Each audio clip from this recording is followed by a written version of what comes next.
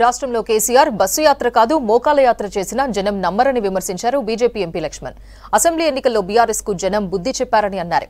ప్రభుత్వం పడిపోతుందని సీఎం రేవంత్ అభద్రతా భావంతో ఉన్నారని చెప్పారు లక్ష్మణ్. లోక్సభ ఎన్నికల్లో రాష్ట్రంలో బీజేపీ 12 సీట్లు గెలుస్తుందని ధీమా వ్యక్తం చేశారు.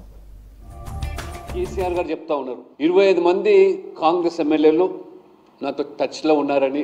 వారు చెప్పినటువంటి 24 గంటల్లోనే టీఆర్ఎస్ ఎమ్మెల్యే కాంగ్రెస్ టచ్లోకి వెళ్ళిపోయారు. రేవంత్ రెడ్డి గారు మా కాంగ్రెస్ ఎమ్మెల్యేలు ముట్టుకుంటే మాడి మస్ అయిపోతారు, నేను హై టెన్షన్ వైర్లా కాపలా ఉంటానని. కాంగ్రెస్ ఎమ్మెల్యేల పట్ల నమ్మకం లేకుండానే రేవంత్ రెడ్డి గారు హై టెన్షన్ వైర్గా మారుతూ ఉన్నారా? నేను 14 సీట్లు గెలుస్తాను, నా 100 రోజుల పాలన ఒక రెఫరెండంగా నేను భావిస్తాను అని చెప్పినటువంటి ముఖ్యమంత్రి రేవంత్ రెడ్డి గారు చెతికిల్లబడి నా మీద కుట్రలు చేస్తున్నారు అంటూ ఓటమికి మార్గాలు వెతుకుతున్నట్టుగా ఈరోజు స్పష్టమవుతుంది. కేసీఆర్ గారు గమనించాలా, బస్ యాత్ర కాదు, మీరు మోకాళ్ళ యాత్ర చేసిన తెలంగాణ ప్రజలు ఇవాళ మిమ్మల్ని నమ్మే స్థితిలో లేరు. మేడిగడ్డ ప్రాజెక్టు నుంచి మొదలుకుంటే ధరణి, ఫోన్ ట్యాపింగ్ వరకు మీ అగాత్యాలను తెలంగాణ ప్రజలు భరించలేకనే మార్పు కోరుకున్నారు. ఆ మార్పులో కాంగ్రెస్ లాభపడింది కానీ